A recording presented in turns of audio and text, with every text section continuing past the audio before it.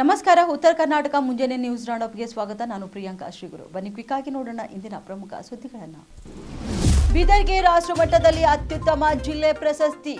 ಜಲಸಂಚಯ್ ಜನ್ ಭಾಗಿದಾರಿಯಲ್ಲಿ ಉತ್ತಮ ಸಾಧನೆ. ಯೋಜನೆಯಲ್ಲಿ ರಾಷ್ಟ್ರದಲ್ಲಿಯೇ ಬೀದರ್ ಜಿಲ್ಲೆಗೆ 6ನೇ ಸ್ಥಾನ. ಪ್ರಶಸ್ತಿ ಸ್ವೀಕರಿಸಿದ ಜಿಲ್ಲಾ ಪಂಚಾಯತ್ ಸಿಇಒ ಡಾಕ್ಟರ್ ಗಿರೀಶ್ ಬದೋಲೆ. ಇದನ್ನು ಬೀದರ್ ಜಿಲ್ಲಾ ಪಂಚಾಯಿತಿಗೆ ರಾಷ್ಟ್ರೀಯ ಜಲಸಂಚಯ್ ಜನ ಭಾಗಿದಾರಿ ಪ್ರಶಸ್ತಿ ದೊರೆತಿದೆ. ಅತ್ಯುತ್ತಮ ಪ್ರದರ್ಶನ ಜಿಲ್ಲೆ ಎಂಬ ಪ್ರಶಸ್ತಿಯನ್ನ ಗೆಲ್ಲುವ ಮೂಲಕ ಬೀದರ್ ಜಿಲ್ಲೆ ರಾಜ್ಯಕ್ಕೆ ಹೆಮ್ಮೆ ತಂದಿದೆ. ಇನ್ನು ನವದೆಹಲಿಯ ವಿಜ್ಞಾನ ಭವನದಲ್ಲಿ ಮಂಗಳವಾರ ನಡೆದ ಸಮಾರಂಭದಲ್ಲಿ ಇಡೀ ರಾಷ್ಟ್ರದಲ್ಲಿಯೇ ಬೀದರ್ಗೆ 6ನೇ ಸ್ಥಾನ ದೊರೆಯಿತು. ಕೇಂದ್ರ ಜಲಶಕ್ತಿ ಸಚಿವ ಸಿಆರ್ ಪಾಟೀಲ್ ಅವರು ಪ್ರಶಸ್ತಿ ಪ್ರದಾನ ಮಾಡಿದ್ರು. ಈ ಪ್ರಶಸ್ತಿಯನ್ನ ಬೀದರ್ ಜಿಲ್ಲಾ ಪಂಚಾಯತ್ ಸಿಇಒ ಡಾಕ್ಟರ್ ಗಿರೀಶ್ ಬದೋಲೆ ಸ್ವೀಕರಿಸಿದ್ರು. ಇನ್ನು ಸಮಾರಂಭದಲ್ಲಿ ಸಚಿವ ಬಿ ಸೋಮಣ್ಣ ಮತ್ತಿತರರು ಉಪಸ್ಥಿತರಿದ್ದರು.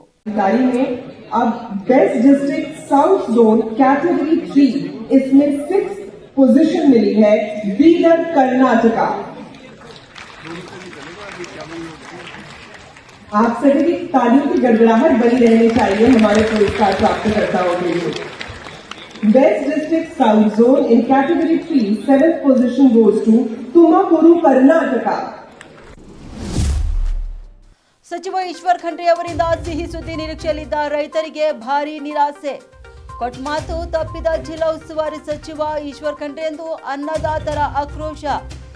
ರೈತರ ನಿರೀಕ್ಷೆ ಹುಸಿಯಾಗಿಸಿದ ಜಿಲ್ಲೆಯ 2 ಸಚಿವರ ವಿರುದ್ಧ ರೈತರ ಕಿಡಿ. ಸಚಿವರಾದ ಈಶ್ವರ್ ಖಂಡ್ರೆ, ರಹೀಂ ಖಾನ್ ವಿರುದ್ಧ ರೈತರ ಆಕ್ರೋಶ. ಮುಖ್ಯಮಂತ್ರಿಗಳ ಜೊತೆ ಮಾತನಾಡಿ ಸಿಹಿ ಸುದ್ದಿ ಕೊಡ್ತೀನಿ ಎಂದು ನಿನ್ನೆ ಭರವಸೆ ನೀಡಿದ್ರು ಸಚಿವ ಖಂಡ್ರೆ. ಇನ್ನು ಕಬ್ಬು ದರ ನಿಗದಿ ಕುರಿತು ಯಾವುದೇ ಮಾಹಿತಿ ತಿಳಿಸದ ಹಿನ್ನೆಲೆ ಅನ್ನದಾತರು ಆಕ್ರೋಶ. ಭರವಸೆ ಈಡೇರದ ಹಿನ್ನೆಲೆ ನವೆಂಬರ್ 21ರಂದು ಜಿಲ್ಲೆಯಾದ್ಯಂತ ಪ್ರಮುಖ ರಸ್ತೆಗಳ ತಡೆಗೆ ರೈತರ ಕರೆ. ಸಚಿವರು ರೈತರನ್ನು ಉಳಿಸುವುದು ಬಿಟ್ಟು ಸಕ್ಕರೆ ಕಾರ್ಖಾನೆಯವರನ್ನು ಉಳಿಸುತ್ತಿದ್ದಾರೆ. ಕೆಲ ಜಿಲ್ಲೆಗಳಲ್ಲಿ ಕಬ್ಬು ದರ ನಿಗದಿಯಾಗಿದೆ, ಆದರೆ ಬೀದರ್ನಲ್ಲಿ ಇನ್ನೂವರೆಗೂ ಆಗಿಲ್ಲ. ಎಲ್ಲ ಜಿಲ್ಲೆಯಲ್ಲಿರುವಂತೆ ನಮ್ಮಲ್ಲಿಯೂ ಕೂಡ ಕಬ್ಬು ಸಿಹಿ ಇದೆ ಅಲ್ವಾ, ತಪ್ಪಿಲ್ಲ ಎಂದು ರೈತರು ಕಿಡಿಕಾರಿದ್ದಾರೆ. ನವೆಂಬರ್ 21ರವರೆಗೆ ಸಚಿವ ಈಶ್ವರ್ ಖಂಡ್ರೆ ಕಚೇರಿ ಮುಂದೆ ಅಹೋರಾತ್ರಿ ಧರಣಿ ಮುಂದುವರೆಸಿದ್ದಾರೆ ರೈತರು. ನವೆಂಬರ್ 21ರವರೆಗೆ ಸಚಿವ ಈಶ್ವರ್ ಖಂಡ್ರೆ ಕಚೇರಿ ಮುಂದೆ ಅಹೋರಾತ್ರಿ ಧರಣಿ ಮುಂದುವರೆಸಲಿದ್ದಾರೆ ರೈತರು. ಪ್ರತಿ ಟನ್ಗೆ 3,200 ರೂಪಾಯಿ ದರಕ್ಕೆ ಆಗ್ರಹಿಸಿ ನಡೆಯುತ್ತಿರುವ ಅಹೋರಾತ್ರಿ ಹೋರಾಟ. ಸಕ್ಕರೆ ಕಾರ್ಖಾನೆಯವರು ನೀಡಲು ಒಪ್ಪಿರುವ 2,900 ರೂಪಾಯಿ ಒಪ್ಪದ ರೈತರು. ನಮ್ಮ ಇಡೀ ರಾಜ್ಯದಾಗೆ ಎಲ್ಲ ಜಿಲ್ಲೆಗಳಲ್ಲಿ ಕಬ್ಬಿನ ಬೆಲೆ ನಿಗದಿಯಾಗಿದೆ. ಆದರೆ ನಮ್ಮ ಬೀದರ್ ಜಿಲ್ಲೆಯಲ್ಲಿ ಕಬ್ಬಿನ ಬೆಲೆ ನಿಗದಿ ಆಗಿಲ್ಲ. ಇದು ಬಹಳ ಖೇದಕರ ಸಂಗತಿ ಅದ. ಯಾಕಂದ್ರೆ ಈಗ ನಿನ್ನ ಉಸ್ತುವಾರಿ ಮಂತ್ರಿಗಳು ಬಂದು ಹೋದರು ಇಲ್ಲಿ ಟೆಂಟಿನಾಗ. ನಾಳೆಗೆ ಸಾಯಂಕಾಲವರೆಗೆ ಏನಾದರೂ ರೈತರಿಗೆ ಸಿಹಿ ಸುದ್ದಿ ಕೊಡ್ತೇವೆ ಅಂತ ಹೇಳಿದ್ರು. ನಾವು ಇವತ್ತು ಸಾಯಂಕಾಲ ತನ ನಿರೀಕ್ಷೆಯಲ್ಲಿದ್ದೆವು. ಅದಕ್ಕೆ ಏನು ಉಸ್ತುವಾರಿ ಮಂತ್ರಿಗಳು ನೀನೇನು ಮಾತಾಡಿದಾರಲ್ಲ ಅದು ಅಂತೂ ಖುಷಿಯಾಗೋಯ್ತು. ಅದರ ಸಲುವಾಗಿ ನಾವು ಇಲ್ಲಿ ರೈತ ಸಂಘದ ಎಲ್ಲ ಪದಾಧಿಕಾರಿಗಳು ಕೂಡಿ ಇವತ್ತು ಒಂದು ನಿರ್ಣಯಕ್ಕೆ ಬಂದಿದ್ದೆವು. ಬರ್ತಕ್ಕಂಥ 21ನೇ ತಾರೀಕಿಗೆ ಏನದ ಅಂದ್ರೆ ನಾವು ಜಿಲ್ಲೆಯಾದ್ಯಂತ ರಸ್ತೆ ತಡೆ ಮಾಡಿ ಜಾನುವಾರುಗಳೊಂದಿಗೆ ರಸ್ತೆ ತಡೆ ಮಾಡಿ ಉಗ್ರ ಹೋರಾಟ ಮಾಡ್ತಾ ಇದ್ದೆವು. ಯಾವುದೇ ಅಹಿತಕರ ಘಟನೆಗೆ ಸರ್ಕಾರವೇ ಜವಾಬ್ದಾರರು ಮತ್ತು ಉಸ್ತುವಾರಿ ಮಂತ್ರಿಗಳೇ ಜವಾಬ್ದಾರ ಅಂತ ಕಸಿ ನಾ ಹೇಳಕ್ ಇಚ್ಛಪಡ್ತೀವಿ. ಇಲ್ಲಿ ನಾವು ಬೀದರ್ ಜಿಲ್ಲೆದವ್ರು ಕಡಿಮೆನೆ ತಕೋತಾ ಬಂದಿದ್ದೆವು. ಅವ್ರಿಗದು ಅದು ಒಂದು ರಾಟಿ ಬಿದ್ದದ. ಇಲ್ಲಿ ಕಡಿಮೆ ಕೊಟ್ಟಾರ ನಡೀತದ ಅಂತ ಹೇಳಿ ಯಾವಾಗಲೂ ಹೋರಾಟ ಮಾಡ್ತಾರ ಬರ್ತಾರ 4 ಮಂದಿ ಕೂಡ್ತಾರ, ಬೊಬ್ಬಿ ಹೊಡಿತಾರ, ಹಿಂಗೆ ಹೋಯ್ತಾರ ಅಂತ ಕಸಿ ಅವ್ರಿಗೆ ಅನಿಸ್ತಾ ಇದೆ. ಆದ್ರೆ ಈಗೇನು ಮುಖ್ಯಮಂತ್ರಿ ಅವರು ಇಡೀ ರಾಜ್ಯಕ್ಕೆ ಬೆಲೆ ನಿಗದಿ ಮಾಡಿದ್ದಾರೆ 3,200 ಮತ್ತು 3,300. ಅದರ ಪ್ರಕಾರ ಇವತ್ತು ನಾವು ಕೂಡ ಗಟ್ಟಿಯಾಗಿದ್ದೇವೆ. ಇಲ್ಲಿ ಗಟ್ಟಿಯಾಗಿ ಏನು ಮುಖ್ಯಮಂತ್ರಿ ಅವರು ಏನು ಘೋಷಣೆ ಮಾಡಿ ಅತಿವೃಷ್ಟಿಯಿಂದ ಹಾನಿಗೊಳಗಾದ ರೈತರಿಗೆ ಬೆಳೆ ಪರಿಹಾರ ಹಾಗೂ ಬೆಳೆ ವಿಮೆ ಹಣ ಇಲ್ಲಿಯವರೆಗೆ ಹುಲ್ಸೂರು ತಾಲೂಕಿನ ರೈತರಿಗೆ ನೀಡದೇ ಇರುವ ಕಾರಣ ಶೀಘ್ರದಲ್ಲೇ ರೈತರ ಖಾತೆಗೆ ಬೆಳೆ ಪರಿಹಾರ ಹಾಗೂ ಬೆಳೆ ವಿಮೆ ಹಣ ಜಮಾ ಮಾಡಬೇಕು ಎಂದು ರೈತರು ಆಗ್ರಹಿಸಿದರು. ಸೂರ್ಯಕಾಂತ್ ಚಿಲ್ಲಾಬಟ್ಟಿ ಅವರ ನೇತೃತ್ವದಲ್ಲಿ ರೈತರು ತಹಶೀಲ್ದಾರ್ ಅವರ ಮೂಲಕ ಮುಖ್ಯಮಂತ್ರಿ ಸಿದ್ದರಾಮಯ್ಯನವರಿಗೆ ತಲುಪುವಂತೆ ಮನವಿ ಪತ್ರ ಸಲ್ಲಿಸಿದ್ದಾರೆ. ಮನವಿ ಪತ್ರ ಸಲ್ಲಿಸಿದ ರೈತರು ಮುಂಗಾರು ಹಂಗಾಮಿನ ಬೆಳೆಗಳು ಅತಿವೃಷ್ಟಿಯಿಂದ ಸಂಪೂರ್ಣ ಹಾನಿಗೊಳಗಾದ ರೈತರಿಗೆ ಬೆಳೆ ಹಾನಿಗೆ ಪರಿಹಾರ ಹಣ ರಾಜ್ಯ ಸರ್ಕಾರ ಪರಿಹಾರ ಘೋಷಣೆ ಮಾಡಿದೆ. ಅದರಂತೆ ಈಗಾಗಲೇ ಕೆಲವು ತಾಲೂಕು ರೈತರ ಖಾತೆಗೆ ಪರಿಹಾರ ಹಣ ಜಮಾಗೊಂಡಿದೆ. ಆದರೆ ಹುಲ್ಸೂರು ತಾಲೂಕಿನ ರೈತರಿಗೆ ಯಾವುದೇ ರೀತಿಯ ಬೆಳೆ ಪರಿಹಾರ ಹಣವಾಗಲಿ ಬೆಳೆ ವಿಮೆ ಹಣವಾಗಲಿ ದೊರೆತಿಲ್ಲ. ಸಂಕಷ್ಟದಲ್ಲಿರುವ ತಾಲೂಕಿನ ರೈತರಿಗೆ ಬೆಳೆ ಹಾನಿ ಪರಿಹಾರ ಹಣ, ಬೆಳೆ ವಿಮೆ ಹಾಗೂ ಶೀಘ್ರದಲ್ಲೇ ರೈತರ ಖಾತೆಗೆ ಹಣ ಜಮಾ ಮಾಡಬೇಕು ಎಂದು ಆಗ್ರಹಿಸಿ ಮನವಿ ಪತ್ರ ಸಲ್ಲಿಸಿದ್ದಾರೆ. ಸಿಂಧನೂರಿನಲ್ಲಿ ನವೆಂಬರ್ 25ರಂದು ಜೆಡಿಎಸ್ ಪಕ್ಷದ ಯುವ ರಾಜ್ಯಾಧ್ಯಕ್ಷ ನಿಖಿಲ್ ಕುಮಾರಸ್ವಾಮಿ ಅವರ ನೇತೃತ್ವದಲ್ಲಿ ತುಂಗಭದ್ರಾ ಜಲಾಶಯದ ಭಾಗದ ರೈತರಿಗೆ 2ನೇ ಬೆಳೆಗೆ ನೀರು, ಭತ್ತ ಖರೀದಿ ಕೇಂದ್ರ ಪ್ರಾರಂಭ ಮತ್ತು ಮಳೆಯಿಂದ ಹಾನಿಗೊಳಗಾದ ಪ್ರದೇಶಗಳ ರೈತರಿಗೆ ಪರಿಹಾರ ನೀಡುವಲ್ಲಿ ವಿಫಲವಾಗಿರುವ ರೈತ ವಿರೋಧಿ ರಾಜ್ಯ ಕಾಂಗ್ರೆಸ್ ಸರ್ಕಾರದ ವಿರುದ್ಧ ಬೃಹತ್ ಹೋರಾಟವನ್ನು ಹಮ್ಮಿಕೊಳ್ಳಲಾಗಿದೆ.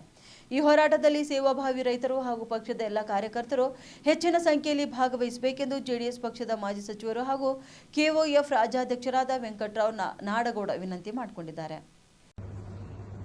ರೈತ ವಿರೋಧಿ ಸರ್ಕಾರ 2ನೇ ಬೆಳೆಗೆ ನೀರಿದ್ದು ನಮ್ಮನ್ನ ವಂಚಿಸಿದೆ.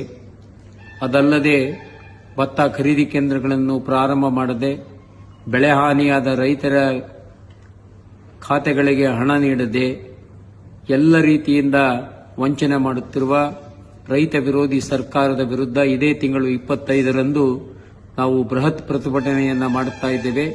ಆ ಬೃಹತ್ ಪ್ರತಿಭಟನೆಯ ನೇತೃತ್ವವನ್ನು ನಮ್ಮ ಯುವ ಘಟಕದ ರಾಜ್ಯಾಧ್ಯಕ್ಷರಾದ ನಿಖಿಲ್ ಕುಮಾರಸ್ವಾಮಿ ಅವರು ವಹಿಸಲಿದ್ದಾರೆ.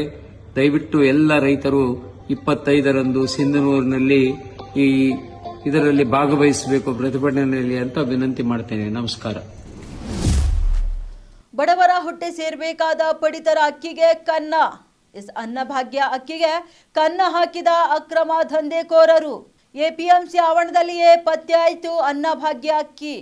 ಎಪಿಎಂಸಿಯಲ್ಲಿ ನಿಲುಗಡೆ ಮಾಡಿದ ಲಾರಿಯೊಂದರಲ್ಲಿ ಪತ್ತೆಯಾಯಿತು ಪಡಿತರ ಅನ್ನಭಾಗ್ಯ ಅಕ್ಕಿ.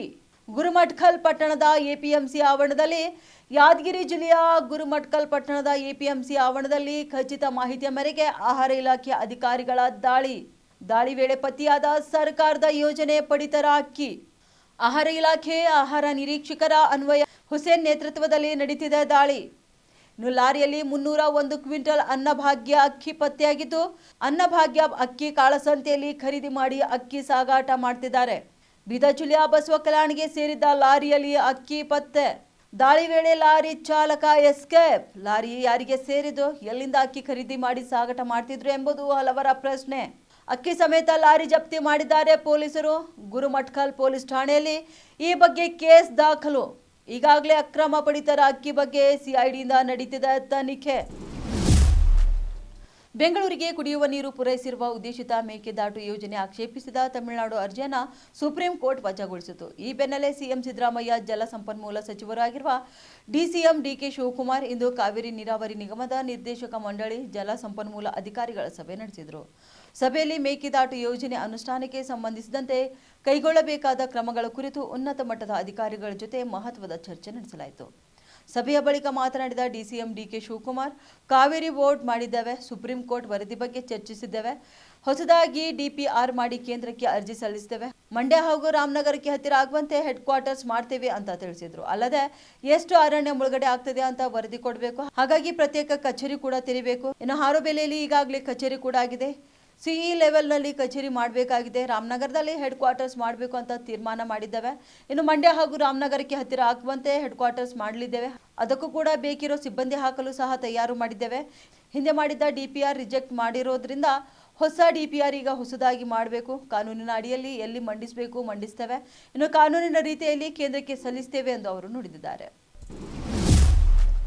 ಬೆಂಗಳೂರಿನ ವಾಹನ ಸವಾರರಿಗೆ ಭಿಕ್ಷಾ ಕೊಡಲು ಜಿಬಿಎ ಮುಂದಾಗಿದೆ. ರಸ್ತೆಗಳಲ್ಲಿ ಹಾಗೂ ಬೀದಿ ಬದಿಗಳಲ್ಲಿ ತಿಂಗಳಾನುಗಟ್ಟಲೆ ವಾಹನ ನಿಲ್ಲಿಸಿದರೆ ವೆಹಿಕಲ್ ಟೋಯಿಂಗ್ ಜೊತೆಗೆ ದಂಡ ಹಾಕಲು ಜಿಬಿಎ ಮುಂದಾಗಿದೆ. ಇದಲ್ಲದೆ ವೆಹಿಕಲ್ ಹರಾಜು ಹಾಕೋದಕ್ಕೆ ಕೂಡ ಜಿಬಿಎ ನಿರ್ಧಾರ ಮಾಡಿದ್ದು, ಮುಂದಿನ ತಿಂಗಳ ಒಳಗಡೆ ಆರಂಭ ಮಾಡೋದಕ್ಕೆ ಪ್ಲಾನ್ ಮಾಡಿಕೊಂಡಿದೆ.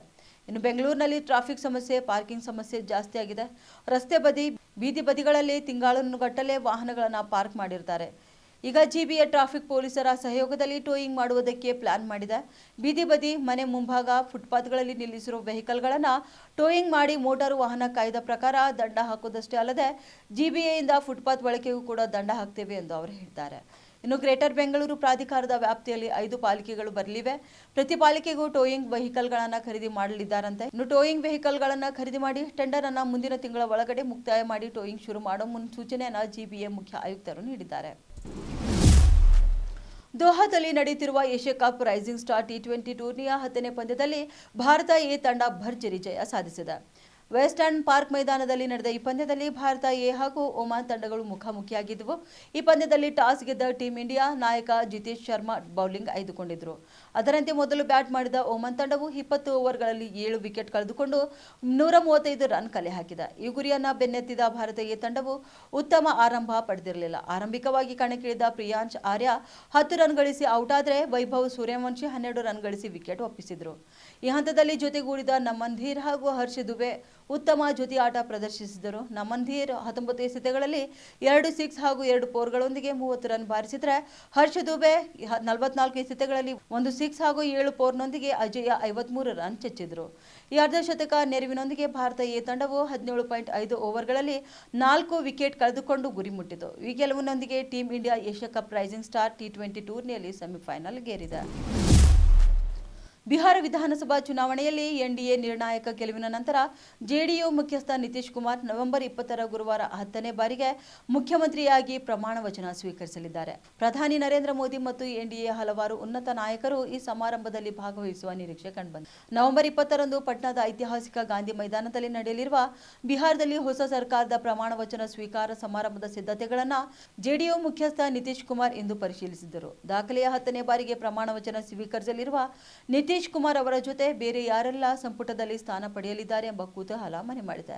ಪ್ರಧಾನಿ ನರೇಂದ್ರ ಮೋದಿ, ಕೇಂದ್ರ ಗೃಹ ಸಚಿವ ಅಮಿತ್ ಶಾ, ಹಲವಾರು ಕೇಂದ್ರ ಸಚಿವರು ಮತ್ತು ಎನ್ಡಿಎ ಆಡಳಿತದ ರಾಜ್ಯಗಳ ಮುಖ್ಯಮಂತ್ರಿಗಳು ಸಮಾರಂಭದಲ್ಲಿ ಭಾಗವಹಿಸುವ ನಿರೀಕ್ಷೆ ಇದೆ. ಬಿಹಾರ ರಾಜಧಾನಿ ಮತ್ತು ಗಾಂಧಿ ಮೈದಾನದ ಸುತ್ತಮುತ್ತ ಹೆಚ್ಚಿನ ಸಂಖ್ಯೆಯ ಭದ್ರತಾ ಸಿಬ್ಬಂದಿಯನ್ನು ನಿಯೋಜನೆ ಮಾಡಲಾಗಿದೆ ಎಂದು ಅಧಿಕಾರಿಗಳು ಈಗಾಗಲೇ ತಿಳಿಸಿದ್ದಾರೆ. ನವೆಂಬರ್ 26ರವರೆಗೆ ಗಾಂಧಿ ಮೈದಾನಕ್ಕೆ ಸಾರ್ವಜನಿಕ ಪ್ರದೇಶವನ್ನು ಸಂಪೂರ್ಣವಾಗಿ ನಿಷೇಧಿಸಲಾಗಿದೆ. ಪ್ರಮಾಣ ವಚನ ಸ್ವೀಕಾರ ಸಮಾರಂಭಕ್ಕೂ ಮುನ್ನ ಸಂಪುಟ ಸ್ಥಾನಗಳ ಹಂಚಿಕೆಯನ್ನು ಅಂತಿಮಗೊಳಿಸಲು ಮತ್ತು ವಿಧಾನಸಭಾ ಸ್ಪೀಕರ್ ಹುದ್ದೆಯ ಬಗ್ಗೆ ಒಮ್ಮತ ಮೂಡಿಸಲು ಎನ್ಡಿಎ ಪಾಲುದಾರರಲ್ಲಿ ತೀವ್ರ ಲಾಬಿ ನಡೆಯುತ್ತಿದೆ. ಎನ್ಡಿಎ ಪ್ರಮುಖ ಪಕ್ಷಗಳಾದ ಬಿಜೆಪಿ ಮತ್ತು ಜೆಡಿಯು ಅಭೂತಪೂರ್ವ ಫಲಿತಾಂಶಗಳನ್ನು ದಾಖಲಿದ್ದು ಅವರು ಸ್ಪರ್ಧಿಸಿದ ಸ್ಥಾನಗಳಲ್ಲಿ ಸುಮಾರು 85% ಸ್ಥಾನವನ್ನು ಗೆದ್ದಿವೆ. ಬಿಜೆಪಿ 89 ಸ್ಥಾನಗಳನ್ನು ಗೆದ್ದಿದೆ. ಇದು 2020ರ 74 ಸ್ಥಾನಗಳಿಗಿಂತ ಹೆಚ್ಚಾಗಿದೆ. ಆದರೆ ಜೆಡಿಯು 85 ಸ್ಥಾನಗಳನ್ನು ಗೆದ್ದಿದೆ. ಮಹಾಗಠಬಂಧನ್ ಕೇವಲ 34 ಸ್ಥಾನಗಳನ್ನು ಗಳಿಸಿದ್ದು ಆರ್ಜೆಡಿ 25 ಮತ್ತು ಕಾಂಗ್ರೆಸ್ 6 ಸ್ಥಾನಗಳನ್ನು ಗೆದ್ದಿದೆ. ಇವಾಗಿದ್ದು ಇಂದಿನ ಮುಂಜಾನೆ ರೌಂಡ್ ಅಪ್. ಮತ್ತೆ ಭೇಟಿಯಾಗೋಣ ಮಧ್ಯಾಹ್ನ ರೌಂಡ್ ಅಪ್ನಲ್ಲಿ. ನಮಸ್ಕಾರಗಳು.